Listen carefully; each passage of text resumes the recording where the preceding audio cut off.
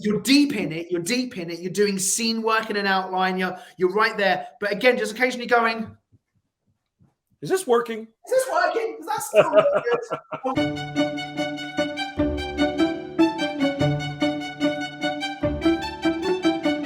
Well, this is interesting. And it's interesting, tied with this project and also the project that we were working on before lunch. Sure. Which is, I think, really about not being married to the way that you think things are in terms of your project at the beginning. Mm-hmm. We had a moment last week where we were, oh, hang on a minute, could this be, is there another version of this character? Is there another version of this thing? We've been working on a pitch for a book series that we have the rights to. And this morning we were like, this isn't working. What's not working? We have too much story. Yeah. And we kind of pulled out a little bit and said, well, are we even telling this movie in the right order? Is there a way to, in that particular case, play with time? Mm-hmm. And we reorganized it, and we're going to tell some certain parts in flashbacks, whether they're flashbacks or memories, right. A way of getting this twisty bit of playing with time, really.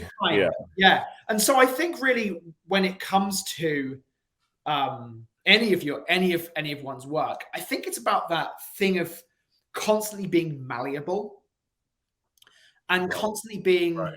And again, there are points when. I mean, are there any points when you shouldn't be malleable?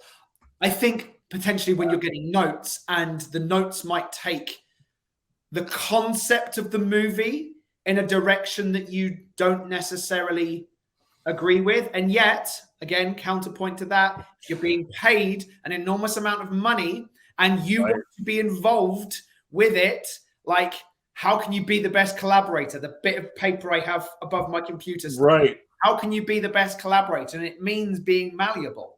And there are, I'm sure, auteur director screenwriters. I'm sure Christopher Nolan, if someone comes to him with if a studio executive comes to him with a note, he's like, fuck you, I'm Christopher Nolan. Well, it didn't, on the new Avatar, didn't famously James Cameron say that to the studio? Yeah. Like they came to him with a bunch of notes. I mean, and I could be just repeating this wrong, but I believe I read that they came in with a bunch of those notes, and he said, "Fuck you, I'm James Cameron. I made your 2 highest grossing movies ever. I'll do whatever I want." Right. But again, it's interesting to know. I mean, I'm seeing Avatar tonight now. Oh, you are. I'm going to go and see it tonight. Nice. But I'd be intrigued to see. Right. I've heard very mixed things about Avatar. Mm-hmm. I've heard the visuals are amazing, and the story's a bit like, eh. So you go, should James Cameron be a bit more malleable? Should James Cameron here's the thing. I guess part of it is, what are you trying to accomplish? Sure. Yeah. Because if anyone is just trying to accomplish box office receipts, James Cameron should be listened to every day of the week and twice on Sunday. If all you want to do is make the highest grossing movie in the world, that's the guy to go to. Well, which ultimately, from a studio perspective, that is what they want. Right. Well, but I mean, even like from an artistic writing, like even if it's just as a writer or a director or something, it's like, if you're trying to make, I don't know, a deep and soulful drama or something that you really want to have this strong kind of like artistic, you have a vision to do something really weird and different, or like you were saying, kind of some sort of an auteur kind of thing that you want to explore, then maybe you need to kind of like step back. But honestly, like, and I really enjoyed Avatar 2. I told you I thought it was a little long. Personally, I didn't need the first half an hour. Sure. But considering it's 3.5 hours, I got 3 hours of good movie. Sure. And to me, is the story simple? Yes. I think where it succeeds, and the reason it's about to be, I think it's already the 7th highest grossing movie of all time, and it's still going strong, and it's probably going to win next weekend too. Yep. I have no doubt this movie is going to pass 2 billion at the box office. The visuals are spectacular. He takes you on a ride that is entertaining and visually amazing, and it is simple, but the simpleness also broadens your base of an audience. It's an interesting observation, actually, to go like, when a movie is too complex and people go, I either don't understand this, or this is too highbrow for me, or the movie is kind of, I think there's a lot of people out there that might think certain movies talk down to them because they may not be trying to, like figure out all of the nuance that's going into it. I think you lose a lot of audience. And I think that, here's a guy who's like figured out the secret sauce to grabbing the widest, broadest global audience you could possibly grab, Bringing it back to what we're talking about, though, it feels like what we're saying is you're either super high end, you're James Cameron, you're Christopher Nolan, or you're doing something perhaps a little low budget, but there's the 98% of people in the middle that aren't that. And you need to be malleable. Yeah. But really, I think it's about where we're at. Like, it's being malleable with yourself at the beginning. And rather than trying to fit something, going, no, this is the version that I've decided it's going to be, and I'm just going to make that work, even if it doesn't really work. I'm going to, or having the ability to go, step back, go, what's not feeling right about this? What's the problem? Taking the 30,000-foot view. Yes. And making sure that you're always checking in and going, how do I feel about this? It's interesting, isn't it? Because it's like you're deep in it, you're doing scene work in an outline, you're right there. But again, just occasionally going, is this working? Is that still really good? And what we did when we did that this morning was we were like, we have too much story. This movie is going to be 3 hours long. Yes. Only James Cameron can get away with that. Yes. We're not there yet. No, nor will we probably ever be. There is only one camera. There's only one camera. There's only one Jim. I mean, it is really interesting, and I think that too. There is a question, and maybe this is a good question to ask. And I don't know that we know the answer, or at least I don't know that I know the answer, which is, at what point are you willing to walk away because you're not willing to be malleable on that thing? Totally. Is there any time as a professional screenwriter and not a hobbyist, but someone who is being paid for their work, is there a time where you go, no, that's not the movie I envisioned, that's not the script I want to make, that's not the thing I want to do? I mean, we've had those conversations where we've bitched behind closed doors, but like, is there a point where malleability meets the kind of edge of the road, and you're like, if I continue to be so malleable, I'm jumping off a cliff, and I know I'm jumping off a cliff, and I know it's going to suck, or I know it's not going to be the thing that I want it to be, or I know that they're wrong in what they're thinking, but I can't seem to convince them why. Is there a point where you either walk away, or do you just say, this is the job, and you do? Again, I think it's probably depends on multiple factors. Yeah. One of those factors, I think, does become financial. It just does. You go, I've written this thing. Someone wants to buy it, but they want to make it this. Right. Do I want to, plant my stick in the ground and plant my flag in the ground and say, no, this is what it is. Yeah. If it's not going to be that, you can't have this. Right. And that might be what is going to bring you fulfillment. It might be to have, I will find somewhere that wants to make it the way that I think it should be. Sure. And there's the version of going, how can I stay involved for as long as possible and keep my input in it, even if it's not exactly what I thought it was going to be? We're in that at the moment.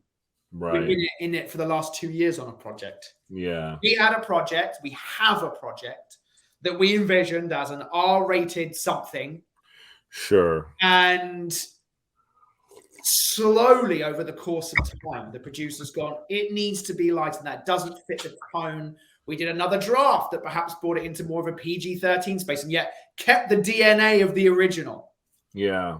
And now our producer wants to take it in yet another direction. And because we want to be involved with it, and because we still believe in the core DNA of what this idea is, they're going, yes. And also, because it's with a high-profile producer, had at various points big names attached to it, we're going, oh, it could be that. So on that particular one, I'm not going, but it's not the R-rated vision we had 2 years ago. It's this other thing. And yet, is there something in me going, oh, it's just a shame because I really like that thing and we haven't seen that before. And this is the commercial version of it over here. And and I wonder too if is there a point though where you go, I'm not the right person for this version? Yeah. I do feel like writers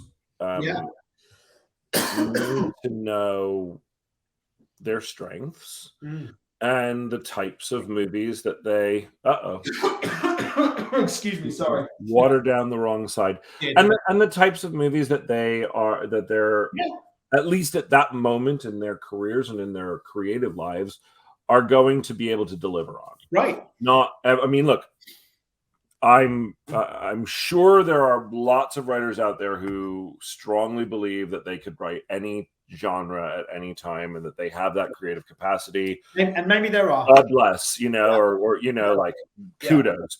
But I know writers who've written action and comedy and horror. David Cogglestone's a name that springs to mind. Yeah. Across multiple genres I get, is he gonna write a teen rom-com? I don't know, maybe. Sure. Yeah. But if you have a story that you want to tell, I think about for example, that we had 2 projects that we actually sold and set up at 2 different studios. One was based on the book House of the Scorpion, and the other one was an original idea that we called Santa Swap. And both of those ideas, when we came with a take, we had a very clear idea of what we wanted to do, and they were in line with kind of what we do best, right? I would say Santa Swap was stretching us, but our take on it was definitely more the us version. Yeah. In both those cases, we sold the pitches that were us, and then the studio or network decided that the version that they were excited about wasn't necessarily the same tone or even the same demographic of the version that we had pitched. Right. There, at that point, I think we would have had a legitimate case to say, we totally understand, but this isn't going to work, and walk away. But I know that at this stage, currently even at this stage in our career, I don't know that we feel like we would want to do that to a studio head we'd never worked with before. I know. Absolutely. And so you want to be the most collaborative person you can be. And both of those times, it took the projects in directions that didn't feel natural for us to write in. And so one became very teen soap opera-y. And then they both did, interestingly, in their own the way. other one became less. It became even younger. It wasn't even like teens. It was like pre-teens. Yeah. But it was also like way more comedic and youthful. Yeah. And unfortunately, I do believe, and I feel really good about our House of the Scorpion script. I'm sad that it didn't that it didn't go. I feel like we really worked hard on that, but at that time they just weren't looking for it. Yeah. But Santa Swap was a really interesting experience because we wrote an entire draft and went, oh shit, this is bad. We did. And we actually went to our producer and said, dude, we've got to rethink this whole thing because we're trying to do the notes and it's just not working. And so we're going to start again. I mean, we practically started again. We worked over Christmas and New Year's and we were late on our delivery, but not by that much. Yeah. And we had the producer connect with the studio and say, look, they're having trouble cracking it. They're going to come back. Mm-hmm. And again, I think the second version of that script was definitely better. Oh, absolutely. Like 100 times. And yet it still wasn't. It wasn't the best. It wasn't the best version. We weren't the right writers for that version of that. Yes. Movie. And interestingly enough, although it never happened, the producer came back to us and said, hey, this studio isn't going to make it because of X, Y, and Z. Their demos changed, but we can get it back. Do you guys want to do you guys want to take it out again? Yeah. Which, looking back on that, I kind of go two things. I go, man, we could have just taken it out, but we made a choice that was not the right script for us to write. It was a great idea. Yeah. But it was not the right script for us. And we walked away. We did. And we said, we find another writer and we'll be producers on it. Yeah. And we're happy to do that. Yeah. But we are just not the right writers. If it's going to stay this way. Yeah. And if it's going to not stay this way and we want to go completely back in the other direction, that's going to involve an enormous amount of work. And we really didn't know. At that point, we'd already written 2 versions of the script. I think we're done with this idea for right now. Yeah, totally. But we were talking about this earlier, weren't we? Was that you just watched Violent Night over the week? Yes. And that there was the opening scene, if you haven't seen it, so I'm spoiling it. The opening scene is Santa in a pub getting drunk. And that was in our script. Yep. That was in our story. It was up over the edge of his sleigh. Yeah. A lot of shadow on my face today. It's my hat. Must be my hat. Yeah. Anyway, back to just kind of the idea of like, when do you? It's interesting, isn't it? Because with both of those, it was a book series that we didn't have the rights to. We've been brought on as writers, so we got these notes. We're going to take it in a different direction, even though perhaps that wasn't our initial instincts. But we went like, well, at this moment, they are paying us, and we've been on it for a while, 7 or 8 months. It feels like a long time. Yeah, it might have even been longer. Yeah, and we went, okay, we'll do that. I think it was a year from our first meeting. Yeah, we've been in projects for a very long time. Yeah, and with the Santa Swap, it was like, I love the idea. That was a really fun, great idea, and it still is a good idea. Yeah, I wasn't artistically, emotionally attached to one version of it, so much so that I'd be like, no, it's gotta be this. It was like, we've sold it. It's a paycheck. But I think it'd be interesting to kind of see if that were to ever happen again, if someone came to us on, we'll call it Demon Knight, which is not a good name, by the way, for this title, because actually I think there's a video game called that, or something. And the Demon Knights are a DC property. And the Demon Knights, but screw them. We could do this first, called Demon Knight. Hey, maybe that is the title. Who knows? But if someone came to us and was like, you know what?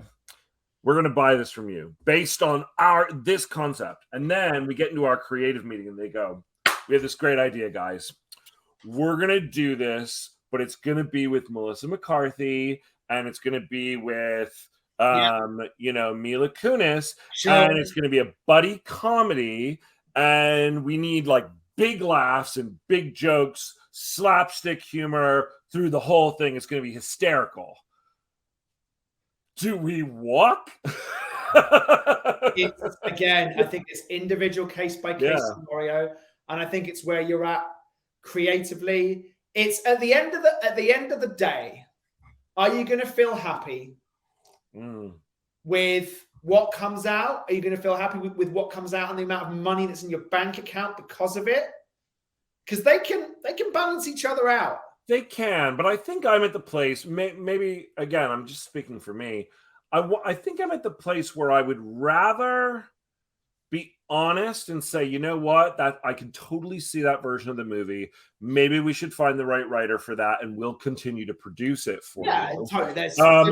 Versus shitting the bed on a script. Oh, yeah, I would If rather. we were working with a studio, like I never, and this is I never, ever, ever want to turn in a script that I'm not proud of. We worked, like I said, through Christmas and New Year's to make sure that we were turning in a script that we at least could say we were proud and that we did the best that we could do. Yeah. I would rather, if that were to happen, I would go, all right, like, we get it. We're so excited that you want to make this movie. We love it. We're not the best writers for that. You know it. You've read our stuff. We don't do buddy comedies in that way. So let's do it, but probably not with us writing it. It was interesting, wasn't it? We recently went up for a job at Disney Plus, and the book was interesting, and they wanted a kind of funny version of this book. It was kind of a bit of a wacky, out there book. It was fun and funny at times, and they wanted to go in a kind of like a Shaun of the Dead direction with it. Yeah, and we didn't get the job because they basically said that to us. Yeah, they said, look, we need more comedic writers. We need more comedic writers if that's going to be the take. And we were like, okay, we get it. Yeah, totally. I'm not going to like, no. Yeah, maybe one day, like, we'll focus on our comedy chops. And I have no doubt, I feel like creative people are creative people. And I'm sure if we like really practiced hard, we could probably write a kick-ass comedy. But yeah, we're not the guys to do that right now. There was another movie that we went out for over the summer that we basically came in and said, our take is not going to be what you're probably wanting to do, but we think our version of this movie would be awesome. So we're going to pitch you the Ben and Jake version of this movie. And if you like it, great. And if you don't, that's okay. So good. Totally. So I think like the malleability question, and then we're going to move on to our outline. But I think the malleability question, it does depend on the project, and it also depends on what stage you're at, right? Yeah. But at a certain point, and it also depends on what point you're at in your career. That's it. I don't think there's one right answer. I genuinely think it's like you have to take each situation and have to go, what are the consequences of me bending to this, and are they worth it? Totally.